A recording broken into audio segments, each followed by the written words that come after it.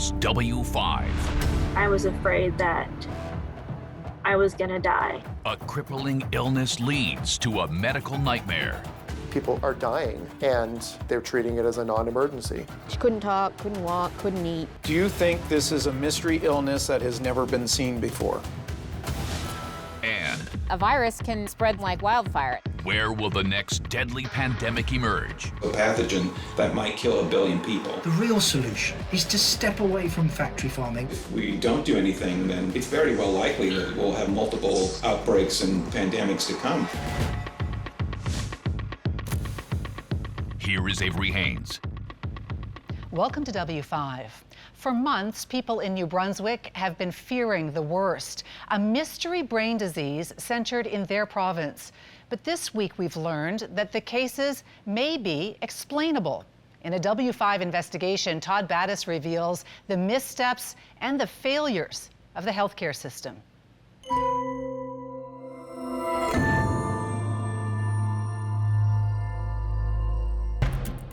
For those living in New Brunswick, finally, some answers about what's been reported as a mystery neurological illness tied to the environment. We owe it to New Brunswickers to let them know that they live in a safe province. We know that there is no behavioral, environmental, or food exposures that are putting New Brunswickers at risk. After nearly 5 months of silence, New Brunswick's Health Minister, Dorothy Shepherd, tries to quell fears, but admits gaps in communication. What we have identified throughout this process is that we have gaps. She raises questions about the syndrome that dozens have been told they have. I also believe public health had significant reason to question the validity of an unknown neurological illness. For those patients and their families, it's heartbreaking. It felt like, that's it, there is no neurological syndrome. I feel so disillusioned because it feels that every time that we seem to be getting somewhere with this government, we're not. Just pass me that, can you reach that? Oh, Joe. Carol Clark isn't the same woman she was 2 years ago. At 75, she has muscle tremors and trouble with balance. Once an avid painter, she can't imagine holding a paintbrush now or creating art like this. I didn't realize I was losing the muscles, muscle atrophy. It got to the point that I wouldn't get on the scales, and it ended up I lost 42 pounds. She's living with what doctors have called an unknown neurological syndrome, one that she and her family thinks she contracted while living in Moncton, New Brunswick, between 2018 and 2020. I'm neurologically damaged. I really felt at first it may have been ALS or Parkinson's. There's no cure because they don't know what it is yet, because we are a unique group. And I think we've got to voice our opinions. We need help. Carol now lives in Kingston, Ontario, to be closer to her daughter. The neurologist who diagnosed her syndrome is Dr. Aliar Marrero in Moncton. Carol recently made a trip back for an update. You had the opportunity to see the doctor this afternoon. How are you feeling about it? Joyous to see him. As far as I'm concerned, he's really my neurologist, and as he said, he'll always be my neurologist. I feel very comfortable because he knows about this syndrome. In 2015, Dr. Marrero first reported a patient with an unknown condition. Then he started logging more patients with unexplained symptoms over the next few years.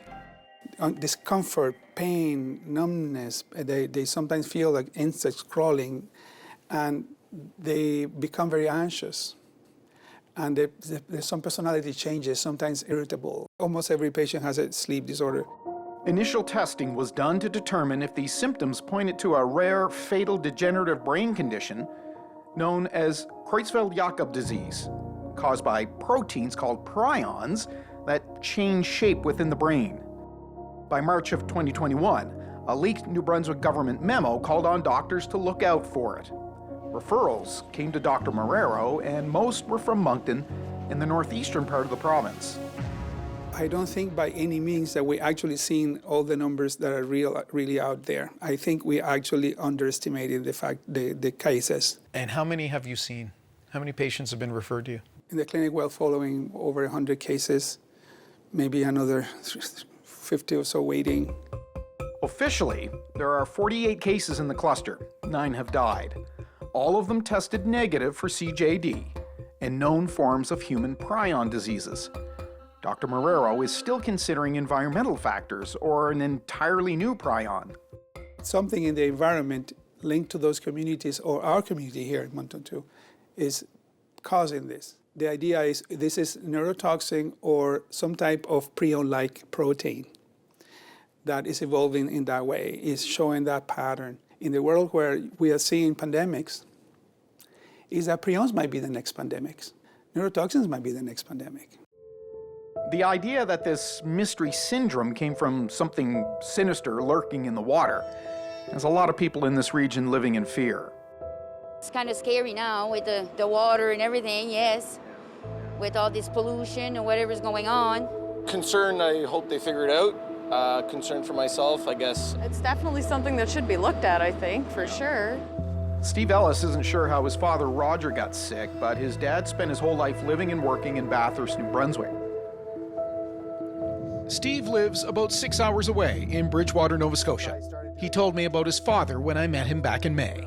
Very vibrant personality, loved to make jokes, practical jokes, but he also had a really good heart.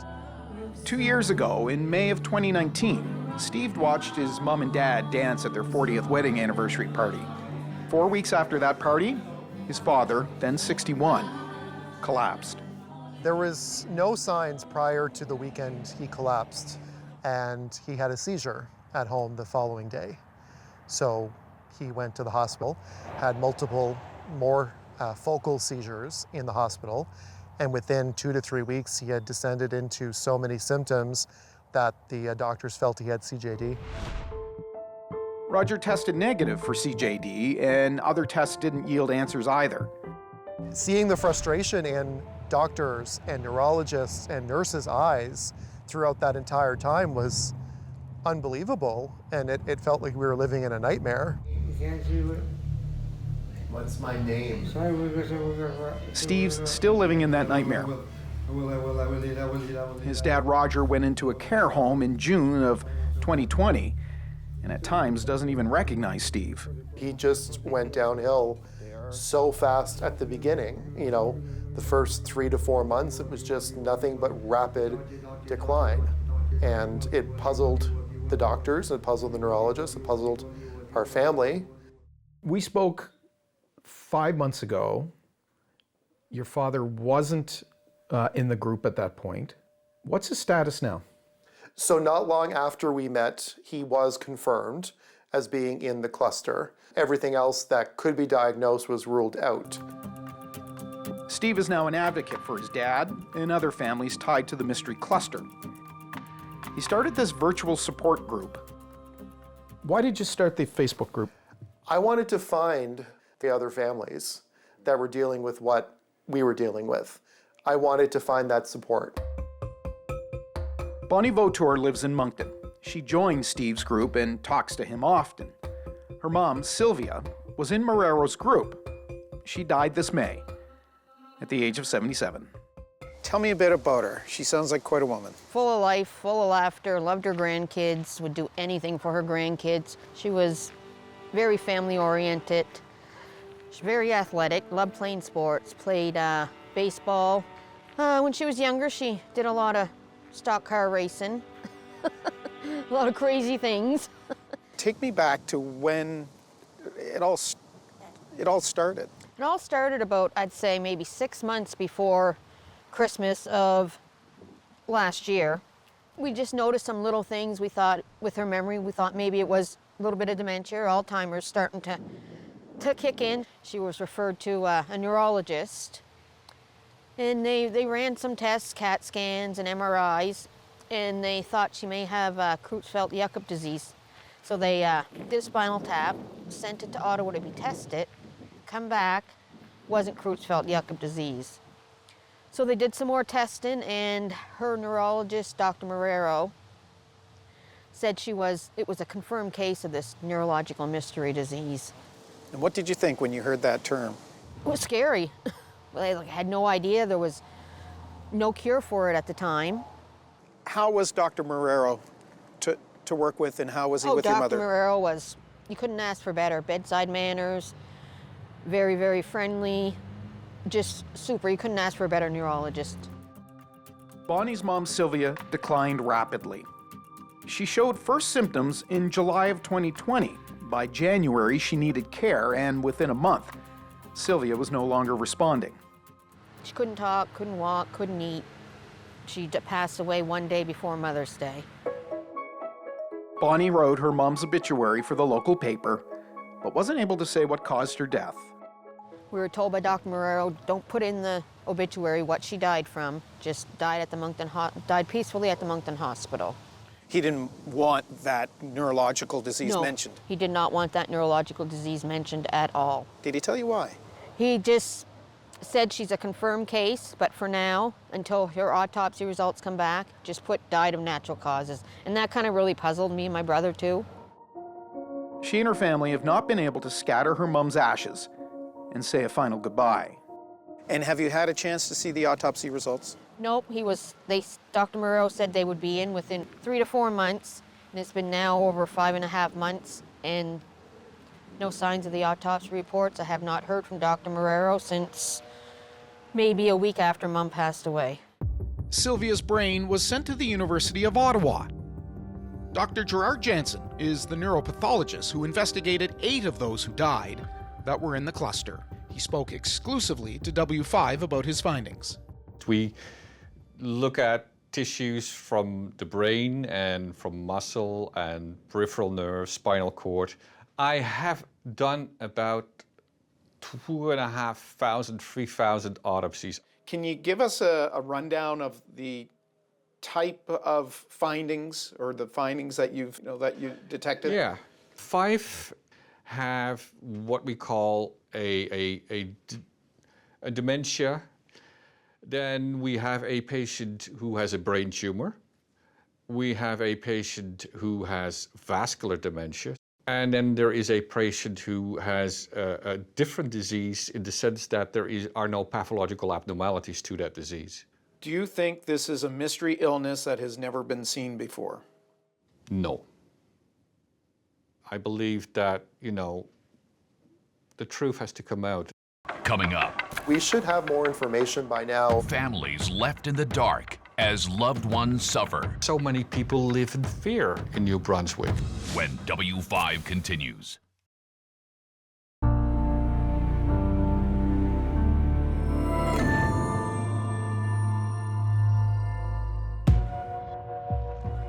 Gabrielle Cormier can barely stand on her skates today.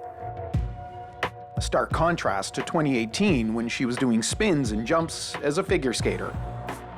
The reason we went to the rink again was because I was afraid that I was gonna die.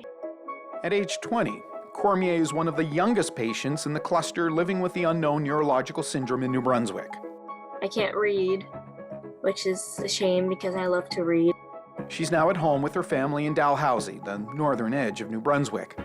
Her mom, dad, and stepmom are desperate to help her. Right now, it's been tough though because there's not a lot of information.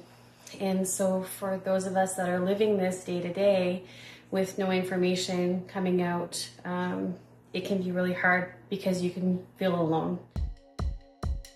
Cormier is a patient of neurologist Dr. Alier Marrero.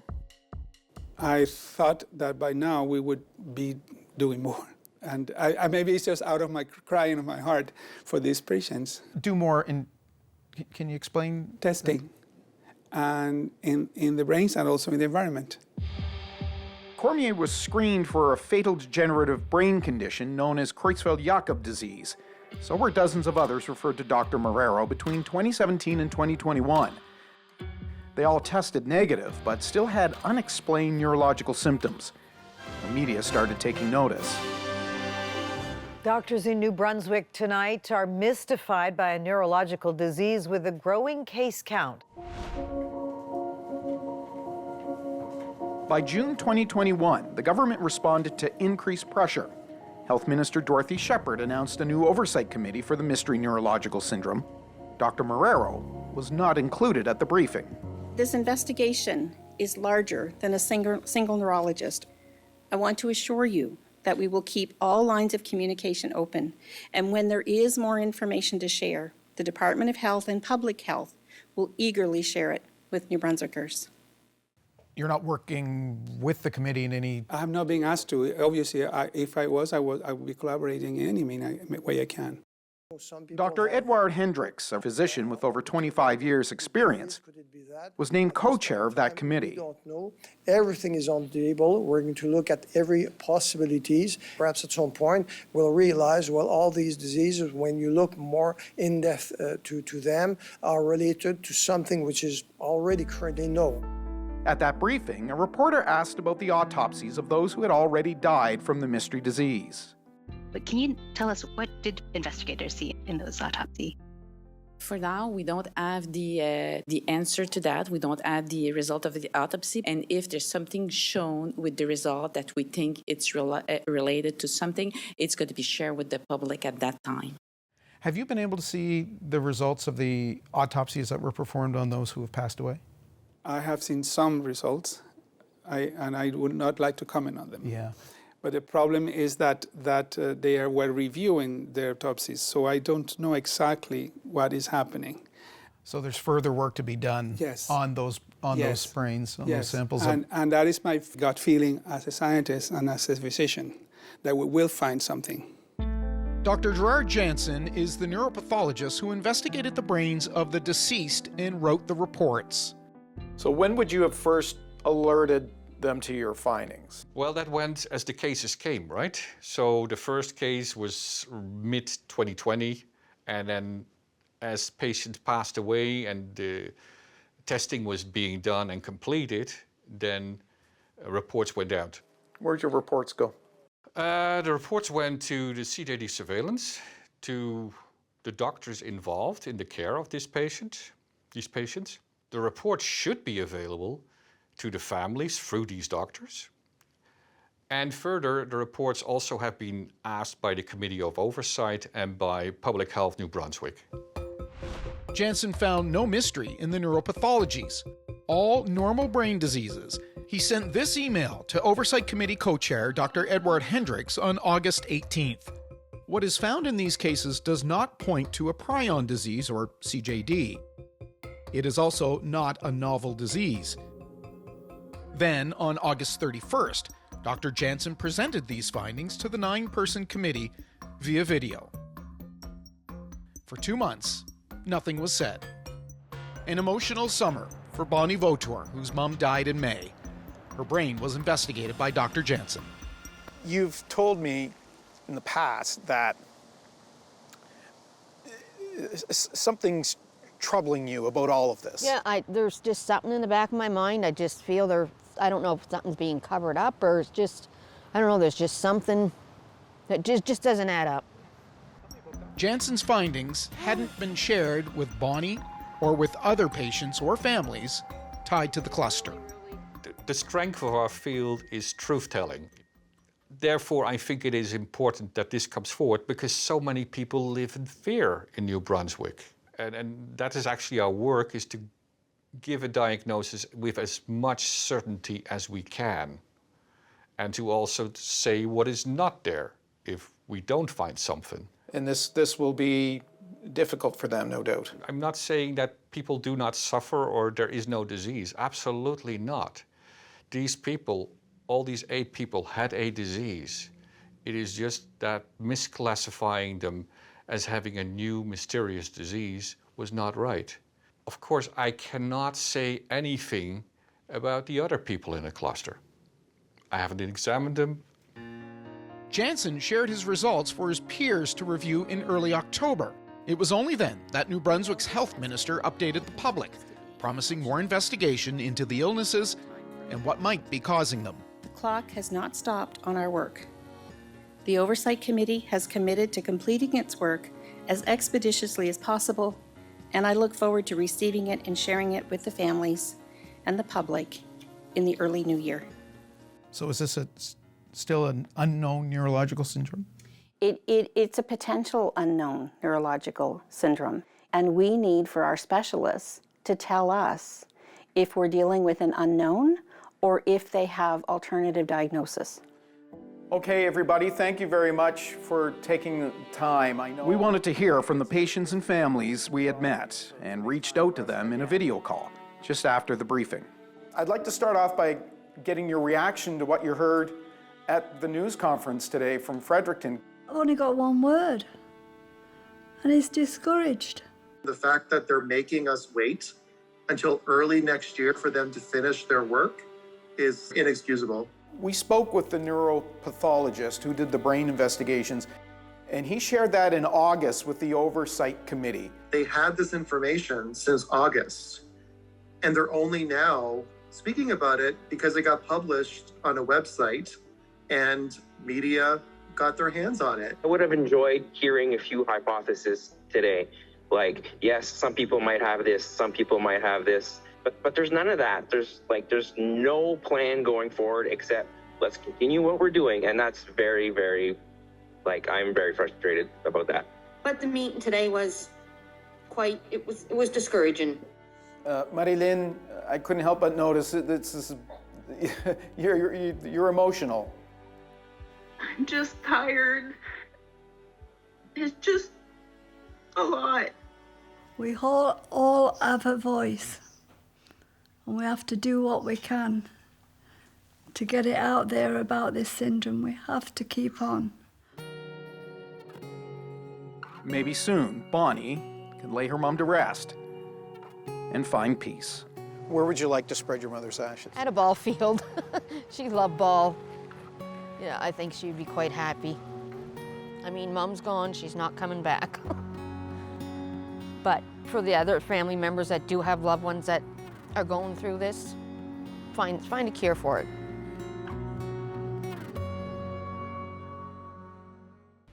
Minister Shepherd says the oversight committee set up by the province is supposed to present its report early in 2022. Dr. Marrero is not a part of that committee.